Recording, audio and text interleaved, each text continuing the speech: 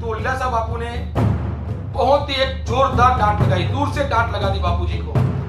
शिवला काका की अपेक्षा के उल्टा ही वहां दृश्य देखने को मिला, लेकिन बापूजी हाथ जोड़कर शांति से ऐसे खड़े थे। वैसे तो बापूजी संचालकों को भी कई बार डांटते हैं, लेकिन ये लोग अपने ऑडियो कभी वायरल नहीं करते हैं। हमारे गुरुजी को डांटा था, ये घटना घटी थी। तो ब्रिजेश भाई जो भी बताया बिल्कुल सच है। और पूज्य बापू का स्थान जेल में नहीं है, पूज्य बापू का स्थान व्यासपीठ पर है।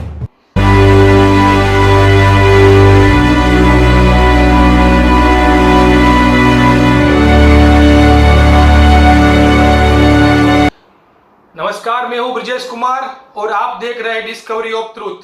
डिस्कवरी ऑफ ट्रूथ में एक बार फिर आप सभी का हार्दिक स्वागत है। और जिस प्रकार से आप लोगों का प्यार हमें मिल रहा है, हमारा आपका समर्थन हमें मिल रहा है, इसलिए मैं आपको हृदय से धन्यवाद देता हूं। आज हम जिस टॉपिक पर बात करने वाले हैं वो बड़ा ही वर्तमान समय में बड़ा ही एक सटीक ये दृष्टांत है। इससे हमें बहुत सी सीख मिलती है और ये सीख हम सभी को लेनी चाहिए।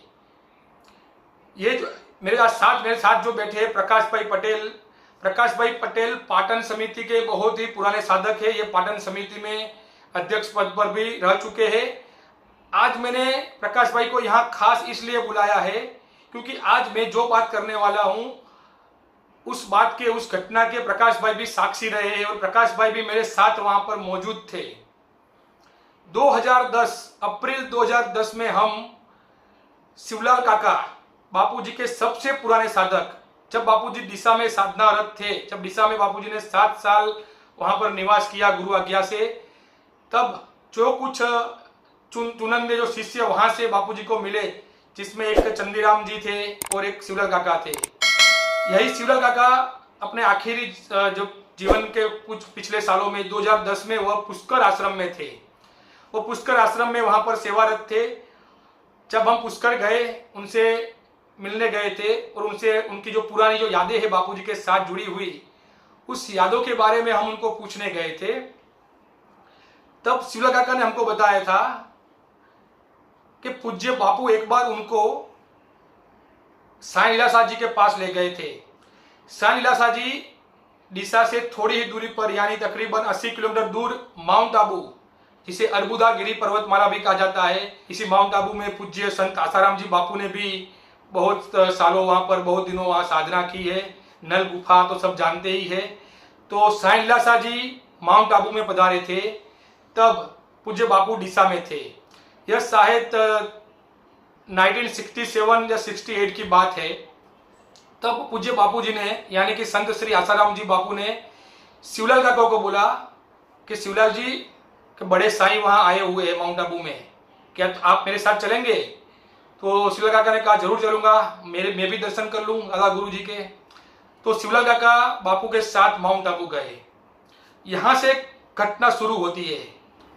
जब पूज्य बापू जी जैसे ही माउंट आबू पहुंचे, जहां पर दादा गुरु ठहरे थे, ये बात हमें शिवलाल काका ने खुद बताई है।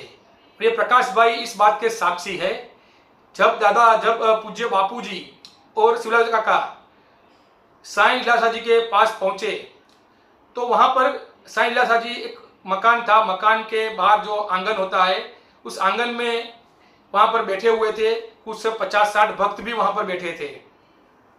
तो जैसे ही पूज्य बापू ने उस आंगन में कदम रखा, उस मकान की जो बाउंड्री थी उस गेट खोल के वहां पर जैसा ही कदम रखा, तो लीलाशाह बापू ने, यानी कि दादा गुरु ने हमारे बापूजी को देखा। और जैसा ही देखा, ऐसे लीलाशाह बापू बहुत ही एक जोरदार डांट लगाई, दूर से डांट लगा दी बापूजी को। फिर बापूजी प्रणाम करते हुए साष्टांग दंडवत किया, बापूजी प्रणाम करके वहां खड़े रहे। शिवलाल काका ने भी बापू बड़े दादा गुरु को प्रणाम किया और वो भी वहां पीछे खड़े रहे। तब शिवलाल काका की अपेक्षा के उल्टा ही वहां दृश्य देखने को मिला। हमारे दादा गुरु यानी कि साईं लीलाशाह महाराज ने हमारे गुरुदेव पूज्य बापूजी को इतना डांटा कि शिवलाल काका को गुस्सा आ गया। शिवलाल काका का कहना था कि साईं लीलाशाह जी बिल्कुल ही गलत बातों पर बापूजी को डांट रहे थे। वास्तव में हुआ ऐसा था कि वहां पर एक गुलबानी डॉक्टर भी था। ये गुलबानी डॉक्टर डिसा का ही एक साईं लीलाशाह जी का भक्त था और डॉक्टर गुलबाणी शुरुआत से भी, जब से बापूजी डिसा में पधारे थे तब से ही गुलबाणी डॉक्टर बापूजी के प्रति अपना द्वेष भाव रखता था, उनके प्रति नफरत रखता था और बापूजी के लिए कुछ ना कुछ उल्टा सीधा करता रहता था। और इसी गुलबाणी डॉक्टर ने साईं लीलाशाह जी यानी कि हमारे सबके दादा गुरु और पूज्य बापू के सदगुरु लीलाशाह बापूजी को पूज्य बापूजी के बारे में गलत रिपोर्टिंग की कि ये डिसा में ऐसा करते हैं, वैसा करते हैं, ऐसे कुंडलिनी शक्ति का ऐसा प्रयोग करते हैं, वैसा करते हैं, ऐसा बिल्कुल ही गलत ऐसी बातें साईं लीलाशाह जी को बताई। और शिवलाल काका को सब मालूम था कि ऐसा वहां कुछ होता ही नहीं है। वो तो बापूजी के पास वहां प्रत्यक्ष रहते थे, हर रोज बापूजी से मिलते थे, उनका सत्संग सुनते थे। तो शिवलाल काका को ये सब सुन के बड़ा गुस्सा आ गया। वो कुछ बोलने ही वाले थे, यानी कि वो अपनी ओर से बापूजी की ओर से स्पष्टता करने वाले थे दादा गुरु से, लेकिन बापूजी ने आंख का इशारा करके उनको रोक दिया। ऐसा इशारा किया, वो समझ गए कि बापूजी अब यहाँ कुछ बोलना उचित नहीं है, इसलिए वो चुप हो गए। लेकिन बापू ने लगभग शिवलाल काका ने बताया था कि साईं लीलाशाह 25-30 मिनट तक बापू को ऐसे ही डांटते रहे, लेकिन बापूजी हाथ जोड़कर शांति से ऐसे खड़े थे। बापूजी के शकल पर ना कोई सिकन थी, ना कोई फरियाद थी, कुछ भी नहीं था। बापूजी ऐसे ही अहोभाव से अपने सदगुरु साईं लीलाशाह के सामने हाथ जोड़कर खड़े थे। शिवलाल काका ने हमको बताया था कि लीलाशाह बापू ने बापू को डिसा में बापूजी ने शक्तिपात, सिद्ध योग शक्तिपात, जैसे बापूजी शक्तिपात करते हैं, ध्यान योग जब शिविर की शुरुआत हुई तो डिसा से ही हुई थी। बापूजी भी बताते हैं 40 दिन की साधना के बाद बापू ने शक्तिपात करना वहां पर शुरू किया था। तो ये तब की घटना है जब बापूजी वहां शक्तिपात करते तो कई साधकों को ध्यान लग जाता, कईयों की कुंडली शक्ति जागृत हो जाती और कई लोग को कंपन होता। जैसे आज भी हम शिविर में देखते थे, बापूजी की शिविर में कैसे लोगों को क्रियाएं होती थी, कैसे भाव प्रकट होते थे। तो वहीं शुरुआत में डिसा में ये सब होने लगा था। तो इस बात को मुद्दा बनाकर ये गुलबाणी डॉक्टर ने बापूजी को वहां पर डिसा में बहुत परेशान किया था। इसके ऊपर भी मैं कभी एक और वीडियो बनाऊंगा। इसकी भी एक लंबी कहानी है कि डॉक्टर गुलबाणी ऐसा बापू के साथ क्यों करता था, इसकी भी एक लंबी कहानी है, वो मैं कभी बाद में बताऊंगा। लेकिन यहाँ समझने वाली बात यह है कि जिस योगिक क्रियाओं को मुद्दा बनाकर डॉक्टर गुलबाणी लीलाशाह बापू के कान भरता था, जिस लीलाशाह बापू जी को गलत रिपोर्टिंग की, और बापू भी तब कोई सामान्य अवस्था में नहीं थे, कोई साधक अवस्था में नहीं थे। ये जब घटना हुई तब बापू जी भी आत्म साक्षात्कार बापू को हो चुका था। ये आत्म साक्षात्कार के बाद की बात है। यहाँ पर दो पहलू देखने को मिलते हैं, एक सत शिष्य है, एक सतगुरु है। सतगुरु पूर्ण है और सत शिष्य भी पूर्ण है। जैसे कि बापू वहां पर शिष्य की भूमिका में थे, साईं लीलाशाह जी सतगुरु की भूमिका में थे, और जो डॉक्टर गुलबाणी था वो कहने को तो भक्त था, कहने को साईं लीलाशाह का साधक था, लेकिन वह ना गुरु को जानता था ना गुरु को पहचानता था। वो दिखने में तो बड़ा भक्त दिखता था बाहर, लेकिन उनको इतना भी नहीं मालूम था कि मैं अपने सदगुरु साईं लीलाशाह जी को ही यहाँ पर गलत रिपोर्टिंग करके अपने गुरु को ही मैं मूर्ख बना रहा हूँ। अब सोचिए मनुष्य की मति कितनी मारी जाती है। साईं लीलाशाह जी एक त्रिकाल ज्ञानी आत्मज्ञानी महापुरुष थे। उन्होंने ही बापूजी को ये सब योग विद्या सिखाई थी या आत्मज्ञान दिया था, और बापूजी दिशा में जो भी करते थे वो साईं लीलाशाह जी के कृपा प्रसादी का ही परिणाम था और उनकी आज्ञा से ही करते होंगे। बापूजी तो यहाँ तक कहते हैं कि वह अपने दाढ़ी के बाल भी साईं लीलाशाह जी के आज्ञा के बिना वो नहीं कटवाते थे। तो इतने समर्पित शिष्य संत श्री आसाराम जी बापू यानी कि हमारे सबके सदगुरु, अब इनके बारे में इतना गलत रिपोर्टिंग किया गया और ब्रह्मनिष्ठ संत ने हमारे बापूजी को भी इतना कहा, इतना बहुत डांट दिया। तो ये सब सुन के शिवलाल काका थे, उनको दादा गुरु के प्रति अश्रद्धा भी हो गई थी कुछ समय के लिए। उनको ऐसा लगा कि ये कैसे गुरु है, इनको इतना भी नहीं मालूम कि ये कोई चढ़ा रहा है और ये उनकी कही सुनी बातें सुन को सच मानकर ये बापूजी को डांट रहे। एक बार इनसे पूछ भी लेते। उनको तो अंदर से बहुत गुस्सा आ गया था, लेकिन वो चुप रहे। फिर जैसा बापू ने बापूजी को कहा कि आप चलो जाओ अपने कमरे में, तो बापूजी फिर प्रणाम करके अपने कमरे में चले गए। वहां पर बाजू में उनका छोटा सा एक उतारा था, वहां पर अपने कमरे में चले गए। तो वहां शिवलाल काका ने बापूजी को बोला, करे बापू आप चुप क्यों रहे, आपको भी सामने सच्चाई बतानी चाहिए थी। इतना कुछ बोल दिया लीलाशाह बापू ने और आपने एक शब्द भी नहीं बोला। अरे वो तो बिल्कुल उनकी डॉक्टर गुलबाणी की गलत बातों में आ गए हैं। ऐसे कैसे गुरु है? आप तो कह रहे थे कि आपके गुरु अंतर्यामी है, सब कुछ जानते हैं, तो ऐसे लोगों की बातों में कैसे आ गए? तब पूज्य बापू ने जो उत्तर दिया वो हम सबको अच्छे से समझ लेना चाहिए। पूज्य बापू ने तब शिवलाल काका को कहा था, देखो शिवलाल जी, साईं लीलाशाह जी ब्रह्मनिष्ठ संत है, वह अंतर्यामी है, त्रिकाल ज्ञानी है, वह सब जानते हैं। आप सबको ऐसा दिखा कि दादा गुरु यानी कि साईं लीलाशाह जी मुझे डांट रहे हैं। ये पूज्य बापू का कहना था कि आप सबको ऐसा लगा कि पूज्य लीलाशाह बापू ने मुझे डांटा, लेकिन मैं जानता हूं कि आज मेरे गुरु ने मुझ पर कितनी बड़ी कृपा की है। ऐसा बोलते बोलते बापू का हृदय भर गया और बापू अहोभाव में आ गए और शिवलाल काका को बोले कि गुरु शिष्य की बातें ये तुम नहीं समझोगे शिवलाल जी, यदि आपकी अवस्था आएगी तब आप ये बात को समझ पाओगे। आज मेरे गुरु मेरे लीलाशाह भगवान ने मुझ पर बहुत कृपा करी है, बहुत कृपा की है, वाह मेरे गुरुदेव, वाह गुरुदेव, ऐसा बोलते हुए बापू का हृदय भराया। तो ये सब देखकर शिवलाल काका को भी बड़ा आश्चर्य हुआ और उनको भी पता चला बापू की महानता रही यार, ये गजब की उनकी क्षमता है और ये गजब की गुरु कृपा बापू ने पचाई हुई है। तो ये सब कहने के पीछे हमारा मतलब ये समझाने का है कि वर्तमान में भी पूज्य बापू का कॉल आता है। वास्तव में ये गुलबाणी की तरह ही बापू जी को गलत रिपोर्टिंग करवाकर ये कॉल करवाए जाते हैं। फिर बापू जी जो गुरु परिवार के कुछ सदस्य है, हमारे सर्वोच्च सदस्य, वैसे सभी साधक गुरु परिवार में है, करोड़ों साधक गुरु परिवार में है, लेकिन गुरु परिवार में सबसे टॉप पर हमारे बापू जी है, फिर मैया जी है, फिर साईं जी प्रभु जी है। तो अब देखिए ये लोग जो गुलबाणी टाइप के जो लोग हैं आज भी है, ये बापू जी को कितना गलत रिपोर्टिंग करते हैं और बापू जी को इनके खिलाफ बुलवाते रहते हैं। और इनकी मुझे तो आश्चर्य होता है, अच्छा था कि उस टाइम इतना तो डॉक्टर गुलबाणी भी नहीं गिरे थे, उन्होंने कभी भी लीलाशाह बापू जी का रिकॉर्डिंग करवा के वायरल नहीं किया था। लेकिन यहाँ के जो आजकल के जो शिष्य है, अपने को शिष्य कहलाते हैं, अपने को गुरु भक्त कहलाते हैं, ये लोग अब एक सदगुरु ने अपने शिष्य को डांटा, अपने सद शिष्य को डांटा, तो ये गुरु शिष्य का मामला है। यदि हम देखें तो ये गुरुदेव और गुरु माँ का मामला है और ये गुरु परिवार का इंटरनल मामला है। यदि गुरुदेव ने उनको डांटा भी है तो इसका ऑडियो बनाकर इसको वायरल करना, यूट्यूब पर डालना, ये कहाँ उचित है।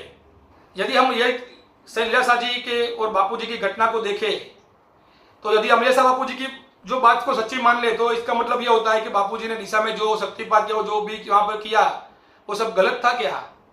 ना बापू गलत थे, ना साईं लीलाशाह जी गलत थे, वो सब शिष्य की इंटरनल मैटर थी। उन्होंने क्यों डांटा, सब जानते हुए भी क्या लीलाशाह बापू जी को नहीं जानते थे? बापू जी यानी कि संत श्री आसाराम जी बापू लीलाशाह बापू के रत्न थे। आप देखिए लीलाशाह के रत्न थे संत श्री आसाराम जी बापू। अब यही सदगुरु किसी के चढ़ावे में आकर पूज्य बापू को डांट रहे हैं।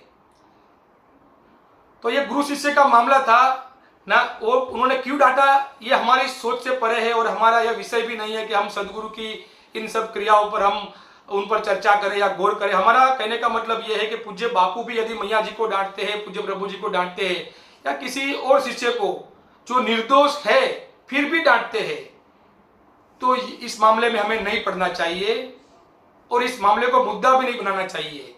लेकिन आजकल क्या हो रहा है, इसका एक तो पहले तो जेल से ऐसा कोई ऑडियो वायरल भी नहीं करना चाहिए। यदि कोई जेल से कोई ऑडियो या वीडियो आता है उसे वायरल करना भी इलीगल है, लेकिन यहाँ कुछ लोग कर रहे हैं और ये आश्रम के ऑफिशियल चैनल से हो रहा है, ये बड़ा दुखद बात है।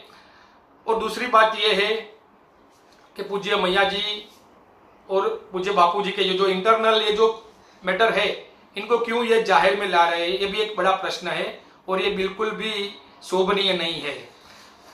हमारे साथ प्रकाश भाई है। प्रकाश भाई, इस विषय में आप भी वहां पर थे, आप इस बारे में बताइए कि वहां पर शिवलाल काका ने हमको क्या बताया था। जब हम और ब्रिजेश भाई और दूसरे भरत भाई थे, वो शिवलाल काका को मिलने गए थे। ब्रिजेश भाई एक किताब लिख रहे थे, दिशा में बापू, इस मामले में पूछने के लिए गए थे। तब शिवलाल काका ने यह घटना बताई थी कि किस तरह बापू ने, दादा गुरु ने हमारे गुरुजी को डांटा था और ये घटना घटी थी। तो ब्रजेश भाई जो भी बताया अभी वो सच है।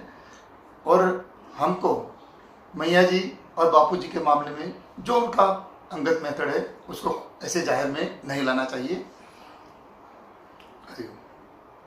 चलो, तो साईं लीला जी की डांट को सुनकर शिवलाल काका ने बापूजी को छोड़ नहीं दिया था। और समझिए इस एक घटना से हम मुझे बहुत कुछ ज्यादा नहीं कहना है, आप सब समझ जाइए कि ब्रह्मज्ञानी सदगुरु सब जानते हैं।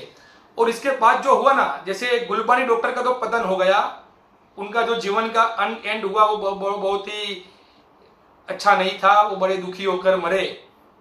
लेकिन पूज्य बापू जी का जीवन हम सब देख रहे हैं कि पूज्य बापू जी तो फिर एक विश्व प्रसिद्ध संत बने और आगे भी बापू जी के द्वारा बहुत बड़े कार्य होने अभी बाकी है। ये तो एक इंटरवल पड़ा है, आगे भी बहुत विश्व लेवल के कार्य होंगे। पूरी दुनिया पूज्य बापू जी का जलवा देखेगी, पूज्य बापू जी का सामर्थ्य अभी देखने वाली है।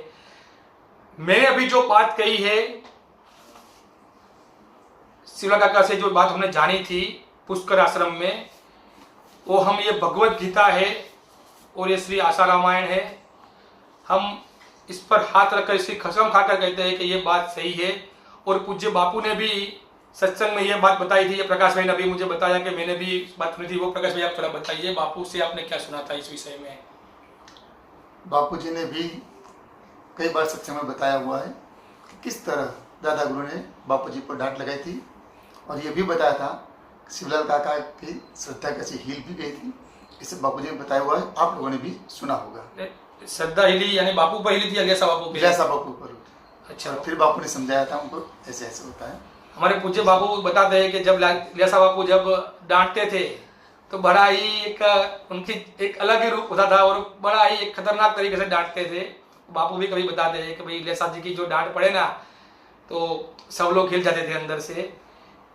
तो बस यही बात हमको समझनी है कि जो भी ऑडियो आ रहे हैं, वैसे तो बापूजी संचालकों को भी कई बार डांटते हैं, लेकिन ये लोग अपने ऑडियो कभी वायरल नहीं करते हैं।